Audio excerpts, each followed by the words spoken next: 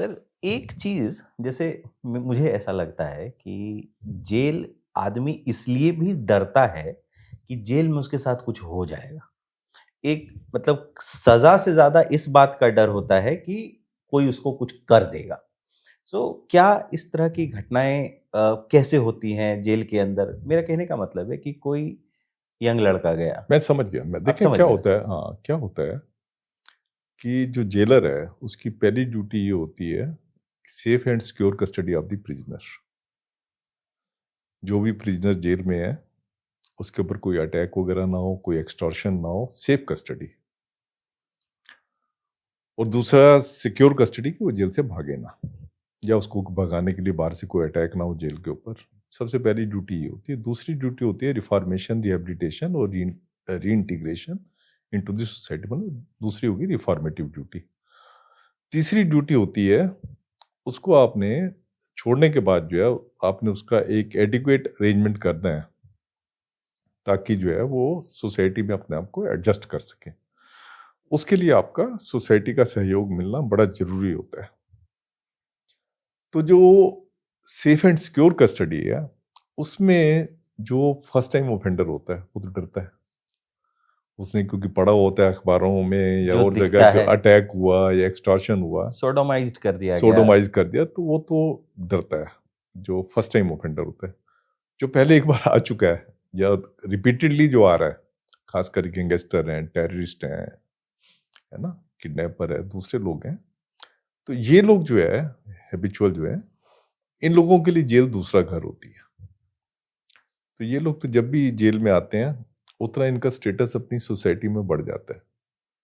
खुले में चौड़े में कहेंगे, पता है ना मैं जेल में कितनी बार होके आया हूँ, या मेरा बाप भी जेल में रहा था, मैं भी जेल में रह रहा हूँ, मेरा बेटा भी जेल में रहेगा। कई पहले तो ट्राइब्स होते थे हमारे यहाँ, ऐसे शेड्यूल ट्राइब होते थे जिनको की पहचाना ही जेल से चाहता था। जैसे पुराने टाइम पे जो था, जी, अब जी, तो जी। सुप्रीम कोर्ट ने इसको बैन कर दिया है। जैसे पुराने टाइम पे जो है, कोई ट्राइब होते थे जिनको सांसी जिनको कहते थे, उनका होता था कि वो ड्रग्स बेचते हैं। उनका मतलब उनके साथ पुश्तैनी लेबलिंग थी, धंधा जैसा। या कोई और जाति थी, उनको लगा था कि ये तो डकैत होते हैं। तो सुप्रीम कोर्ट ने अब इस चीज को जो है बैन कर दिया। तो जो फर्स्ट टाइमर होते हैं वो डरते हैं कुछ हो ना जाए। तो ऐसे लोग ही होते हैं जिनका एक्सप्लॉयटेशन होता है, जिनका एक्सटॉर्शन होता है, जिनकी पिटाई होती है। सर, जैसे मैं कभी-कभी ये भी खबरें पढ़ता हूँ कि कोई अगर रेप के केस में कोई जेल में गया, तो बाकी कैदी उसकी पिटाई कर दे रहे हैं। अब ये अपने आप में बड़ी अजीब-सी बात है कि जो पिटाई कर रहा है, कोई खून करके आया है, कोई कुछ करके आया है, वो इसको पीट दे रहा है। तो इन सब के पीछे की मानसिकता क्या है? देखो इनके पीछे की क्या होता है, जो क्राइम होता है उसमें भी क्लासेस होती हैं। जैसे कास्ट स्ट्रक्चर हमारा चलता है, वैसे क्राइम में भी एक स्ट्रक्चर होता है, हिरार्की होती है। जिसने मर्डर किया होता है वो अपने आप को सबसे ऊपर समझता है। आप जैसे ब्राह्मण होते हैं हिंदुओं में, तो वैसे अपने आप को ब्राह्मण समझता है वो। और जेल की हायरार्की में टॉप जेल पर की है। हिरार्की, उसके बाद जो जैसे डकैत हो गए, चोर हो गए, तो ये नंबर 2 पे आ जाते हैं। ऐसे ही नंबर 3, नंबर 4 जो रेपिस्ट होते हैं, उनको सबसे नीचे इसलिए माना जाता है कि जो प्रिजनर होते हैं वो ये कहते हैं हमारी भी माँ बहन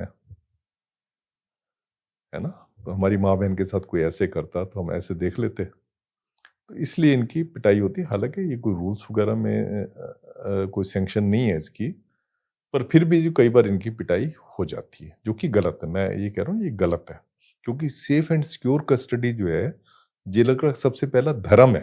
तो ये तो आपका पूरा करियर यही स्ट्रगल हाँ, तो रहा जब है। सबसे पहला धर्म ही आपका जब सेफ एंड सिक्योर कस्टडी है और आपके होते हुए पिटाई हो जाए, तो ये गलत बात है।